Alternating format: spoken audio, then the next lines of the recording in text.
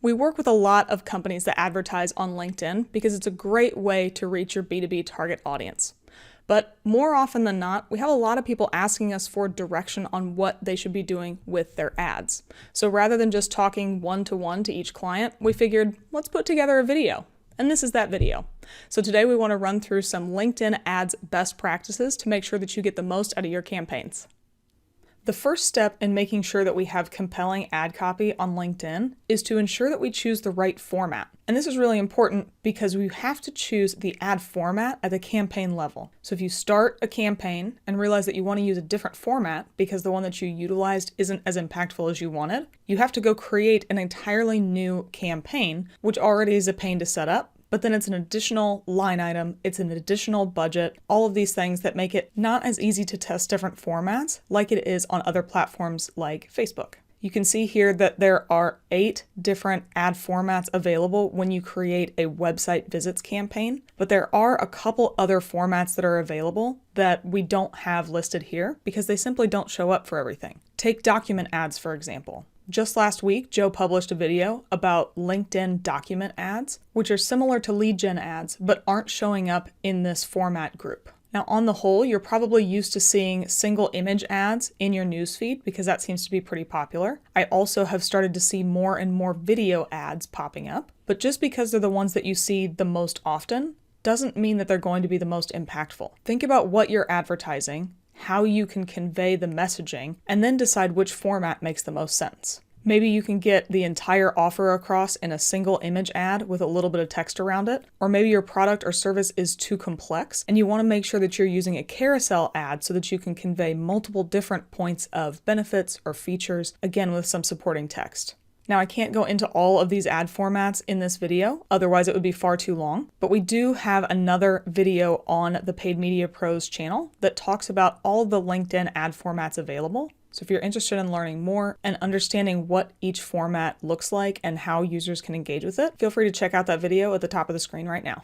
The next thing I want to talk about is the number of ad variants. On Facebook or Google, we always suggest that you run anywhere from 2 to 5 ad variants. LinkedIn's platform is a bit different because of the way they do their frequency capping. On LinkedIn, we always suggest having 4 active ad variants to ensure that you have full impression coverage. That's because each ad can only be shown to a user every 48 hours, and each user will only see an ad from you every 12 hours. So if you break up 48 hours into 12-hour blocks, you get 4 active ad variants. This helps in a couple of ways because we do end up having full impression coverage, but it also allows you to always have your ads in some form of test. That could mean that you have completely new ads with new creative and new text. It could just mean that you're using the same creative, but you're testing different intro messaging and headlines, or you could just be testing different word order in your headlines. In the worst case scenario, we've even simply duplicated the same ad 4 times just to ensure we have full coverage. Now, while we wouldn't necessarily suggest that for testing as a best practice, it at least will ensure that you have full ad impression coverage. So no matter what you do, try and have 4 active ad variants, even if it's only a slight tweak in the headline, so that you're learning something and getting the message out with full impression share. Now, this next part is more of a look into the user point of view, because even though us advertisers probably are on LinkedIn, you might not notice that you read ads in a different order than you write them. When we write ads, we're always given the introductory paragraph first, and then we get to put our image in place, and then we can add in the headline and the description, because that's the order that it is from top to bottom. But that's not how users read it. The first thing someone is going to read is the creative itself. They're going to read whatever you've put in the image or the video because that is the most eye-catching portion of the home screen. It's something different than just a white background with text, which almost all of the internet is, so it stands out. So the message that you put in your ad creative needs to be really impactful so that users will stop scrolling. That could mean that it's a question. It could be a product or service focused short snippet. It could be your brand name in big letters. No matter what it is, the users are going to read this first. So think about what the first interaction you want them to have with you is, and then you need to follow that up with the second portion that they're going to read, which is the headline. Once users read the actual creative, they usually will pan down and read the headline next because it is the next largest section of text in the ad creative, and since users are used to reading from top to bottom, that's where they'll go next.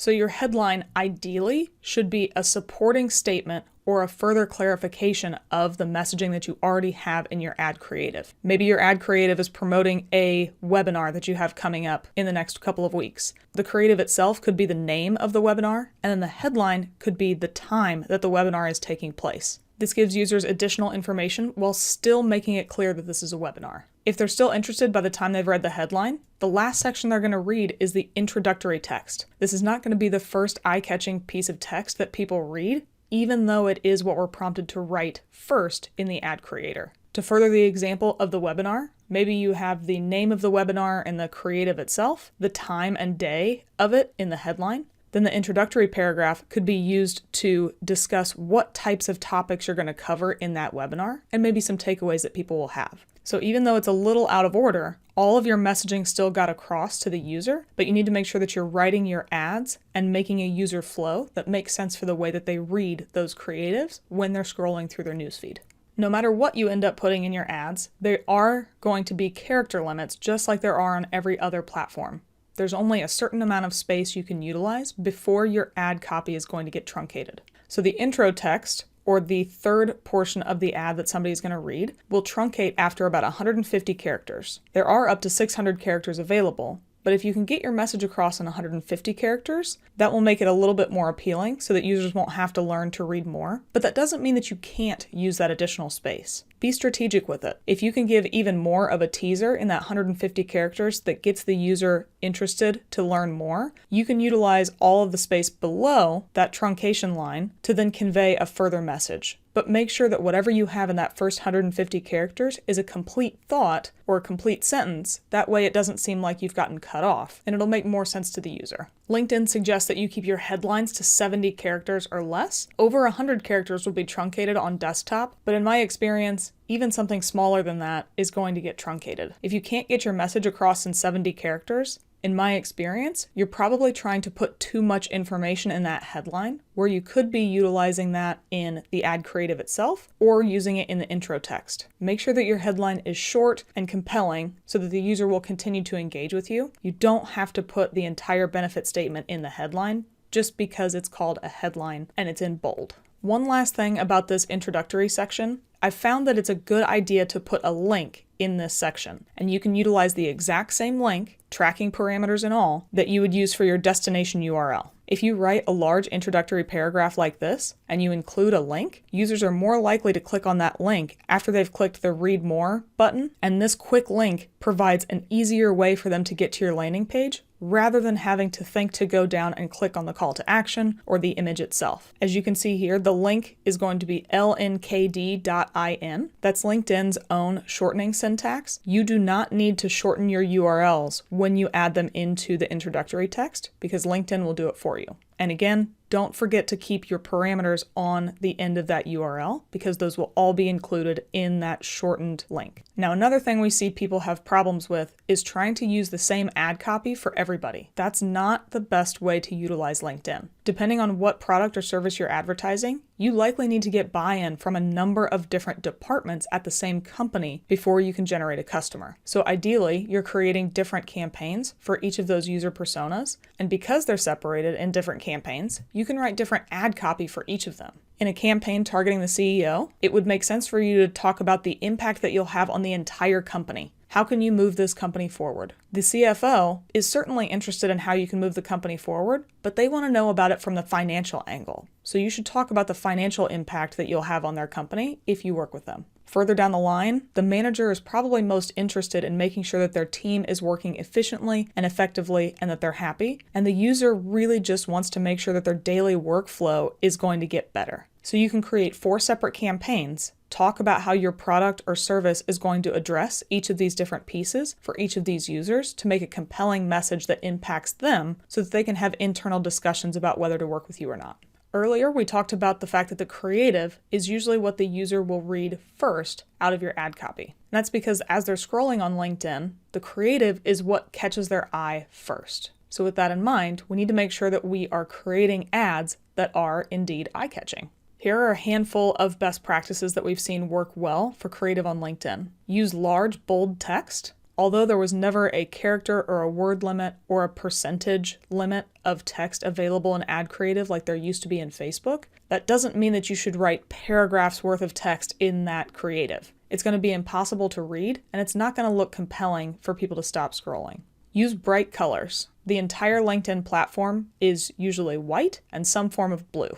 So if you can utilize colors that are outside of that color scheme or are more dramatic within it, those are going to help you stand out on the platform. And the last piece is to create a single focus within your creative. I do say images here, but create a single focus within your ad creative so that when a user is scrolling, it'll be something that's easily recognizable, even at a fast scroll, that can get them to stop. This could mean your single image is just one individual focus, or it could even mean that your video creative starts off on something that is very simple and just has one focal point to catch attention before going into a more complex message. So to help illustrate some of these points, I want to show you some of the creatives that I saw in my own LinkedIn feed. So there are a couple things to know here. 1, yes, these are all real companies. 2, no, we are not affiliated with any of them. And 3, these examples might not be perfect because I tried to take real world examples, not something where somebody created it for a blog post just to prove a point. I wanted to show what advertisers were actually doing.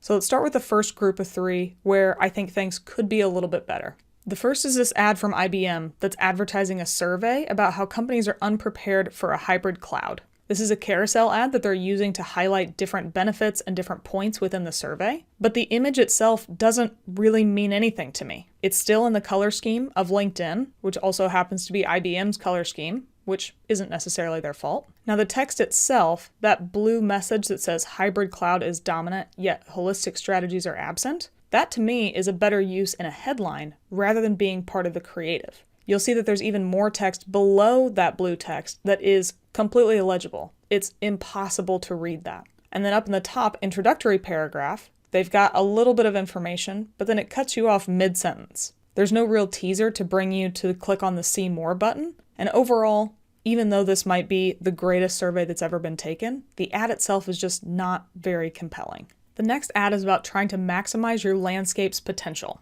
Now this ad does do a little bit better job because you can see in the introductory text, it's got a little bit of a teaser and then there's a See More button. This is what I'm talking about. It's got a question and then there's further text below if you're enticed by that. The parts that I'm not quite as on board with are going to be the creative and the headline and the overall ad format. I like that this is a lead generation ad. I think that makes sense, as you can see by the download button here. But I don't think it matches well with the creative they've used because the creative has the download guide button in it as well. I think that's a little bit confusing. Additionally, the creative has a really big block of blue and the text itself isn't quite as prominent as I would like it to be. If you remove the download guide button, that would give you a bit more space and maybe move away from the idea of having the background be blue. Maybe have it be green or something instead. And then lastly, the headline itself is effectively just reiterating what's already in the creative. I'm sure there are a number of different messages you could use to adjust that here, rather than just repeating that it's the 2022 landscaping report. The third ad does a pretty good job of being an eye-catching image in that it's got a single focus of somebody putting a wine bottle into a recycling bag. And while I think the infinitely recyclable text around it in an infinity symbol is really clever, it's really hard to distinguish that when you're scrolling. I originally thought that this was just an ad for wine, but it wasn't. It's for recycling. Additionally, a lot of the background of the image is white. There's only one brown thing in the middle, so when you're scrolling, it's not as prominent as you might want it to be. I think the headline isn't as enticing as we would want it to be, and again, the introductory paragraph doesn't do a good job of teasing why somebody should see more. Again, none of these ads are inherently bad. There are just things that I think could be improved on to help them stand out a little bit. So now let's take a look at some ads that I think are doing a few more things right. The first is a holiday shopping trends for brands and marketers. You're speaking directly to me. I'm a marketer. This is great. With LinkedIn mostly being white and blue, it helps to have an ad that is mostly red and a little bit of pink. And Santa, even though this drawing is kind of an outline, is still a pretty eye-catching creative. You know exactly what they're trying to talk about, and it puts you immediately in the right frame of mind. There's very little text on the image, but I know exactly what they're talking about. And then they expand on the name in the headline rather than just simply repeating what's in the creative itself. Lastly, the introductory text is a little bit shorter than I might like, but it is a pretty good teaser to get people to read more. If you don't already understand that you're going to get a shopping trends for brands and marketers guide by downloading, you can click on that See More section and try and get an idea of what's actually in that guide. The next section is going to be this ad for Dan Ads and their case study about how they helped TripAdvisor. Now, while the creative itself is a little bit muddled with a good amount of text and not quite as singular focus image as I would like, it did stand out quite a bit because it was green. Nothing else on the page was this color of a vibrant green. The headline itself does a good idea of telling you that you're going to get a customer story. And since this isn't a lead generation ad, I don't have quite as much of a problem with there being a learn more button in the creative itself, especially since they utilize that bright green color to help it stand out. And lastly, the introductory text is shortened. There is no truncation there. I would have loved to see a link at the end of that, but they were able to craft their message to stay in that shortened, truncated space. And the last ad I want to show you is a document ad, as you can see by the download document call to action at the bottom. And although this goes against a couple of the things that I was mentioning, the fact that it is a blue background and it's got a decent amount of text in it, this actually stood out because the blue itself was a dark blue that is not the same as the rest of the LinkedIn interface. The white text over it made it a very eye-catching section, and it was very easy to stop scrolling and immediately understand what message they were trying to get across. The media buying narrative is broken. And then there's a little text about here's how to fix it. Ideally, they could have made the introductory text a little bit more tease-worthy, but again, this is a document ad, so you can scroll within a few pages of it to get a little bit more of a taste of what the report is going to be about. So now that we've seen some examples of things that look good, some examples of things that could be better, let's close out with just a few overall best practices for LinkedIn ads. Always include a call to action in your ad creative. This is the same for every platform, everywhere, but it bears repeating. You need to tell the user what you want them to do so that they'll actually do it. Speak directly to your audience. As we discussed, especially on LinkedIn, you're trying to convey a number of different benefit statements to different users within the same company. So make sure that you're addressing that directly and that it makes sense for them. The next two go together, in my mind. Be succinct and provide value. They do contradict each other a little bit. It's easier to say a lot to try and provide value, but the challenge is to be succinct. That way the user doesn't have to stop and read paragraphs worth of text to understand what you're trying to convey to them. Be bold and stand out with your creative. Whether it's through color, usage of text, making a single impactful photo, make sure that you are compelling enough so that the user will stop scrolling, pay just enough attention to understand what you're trying to promote to them, and then utilize the supporting text to bring them through to the conversion stage. Lastly, always use multiple variants. In fact, always use 4 variants, at least. This will ensure that you have full impression share coverage, but ideally, you're also going to take advantage of those multiple variants and have some form of ad copy testing running so you can learn what works best for each different audience on LinkedIn and get the best performance out of your campaigns. Just like with any other topic that we have on the Paid Media Pros channel, if you have any additional questions or any follow-ups based on these LinkedIn ads best practices, I would love to help address it in the comments below. Thanks for watching our video. We really appreciate it. If you liked it, give us a thumbs up below. If you really liked it, maybe think about subscribing to the Paid Media Pros YouTube channel and you'll get alerted every time a new video drops. If you really liked it, you can help support the channel by checking out some of the t-shirts that we're wearing on our merch shelf, as well as looking at the Super Thanks button.